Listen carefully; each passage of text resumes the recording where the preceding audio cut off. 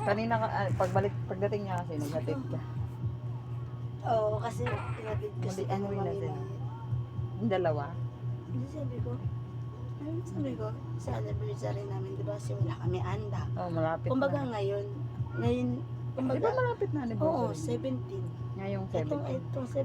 17 na to, February 17. Kumbaga sabi ko, kahit wala naman ako handa ng birthday ko. It's birthday niya. Kung ganun, kahit tayong tatlo lang, yung Oo, kakain pamilya. lang tayo, ganyan, Kain sa ganyan. labas. Hindi, kahit hindi kain sa lunch, yun nga yung sanggip nga lang. Sabi niya, huwag ka na ate, kanina ka pa hinahanap ng ate ko na gano'n.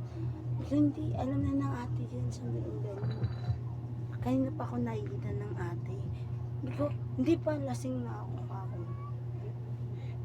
Pero hindi naman ako yung lasing na hindi ko alam yung ginagawa ko. Mm-mm. Nakainom ako yung bang, eto, ayan, diretso ang paningin ko. Nakikita ko yan.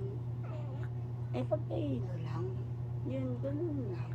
Pero hindi lasing na lasing. Sakto lang. Oo. Ang mami Kumain ka mayat. na. Ang mami mayat nga, sabi ng mami mayat. Eto na, may cake ka na. Sabi niya.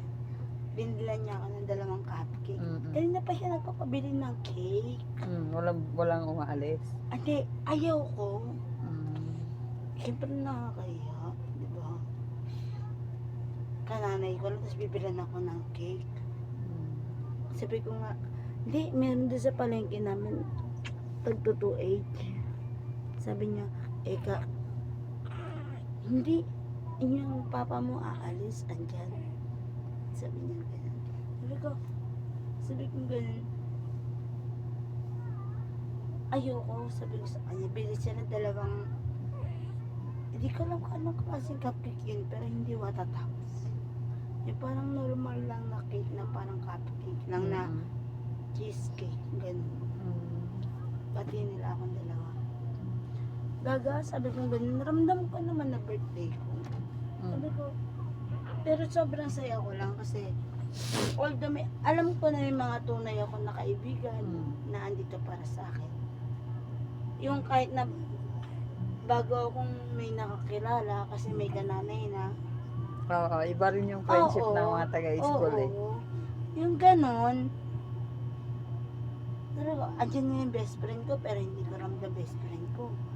Pero mas ramdam ko pa yung mga kananay ko na nagpunta sa akin. Alam mo, malasing ang isa kong kananay. Oo, yung isa. Nakantog Kasundo ang pa ka- ulo dyan.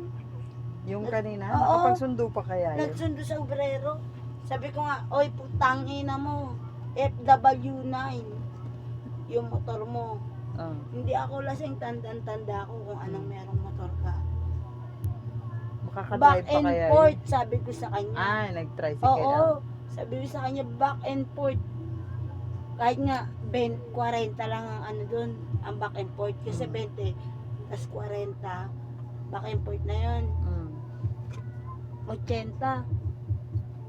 Kabisado ko plaka mo. Alam ko yan. Sabi niya, taga Sinami lang ako. Wala akong pakialam kung taga Sinami ka, di kita kilala. Yun ang sagot ko sa kanya. Ah, sa driver. Basta, ang tanda ko, ang plaka mo. Magsusundo yan sa obrero. Yung ibabayad niyan sa'yo, pang back and forth na. Kasi lasing na siya. Saan ba yun banda siya nakatira? Malapit na siya dito, labasan lang sa amin. Ah, sarap pala eh. Kung saan kalapit yung center, ganun lang. Kumbaga, ano ko lang, salita ko lang sa driver. Kumbaga, eto kanto namin. Kung saan lang may hatid at kung magkano lang ang pamasahe, yun lang. Kasi ang natitira na lang ang pera sa kanya, 600 na buo. Sigurista lang ako. Oo, Kasi lasing siya. binayaran ko na sa kanya pang back and forth. Kaya sabi ko, pamasahit pa uwi na yan. Tanda ko kung ano yung plaka mo, FW9.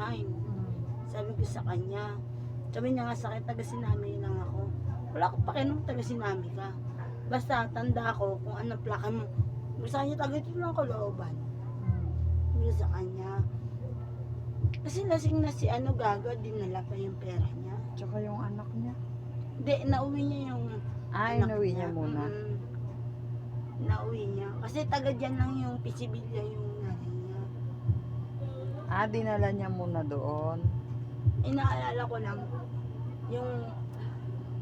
yung anak niya, kung paano, tsaka yung pamasahe niya. Siyempre, malay mo, lasing siya, tagayin siya. Correct. Kumain ka na. Sabi ng Ryan. Ang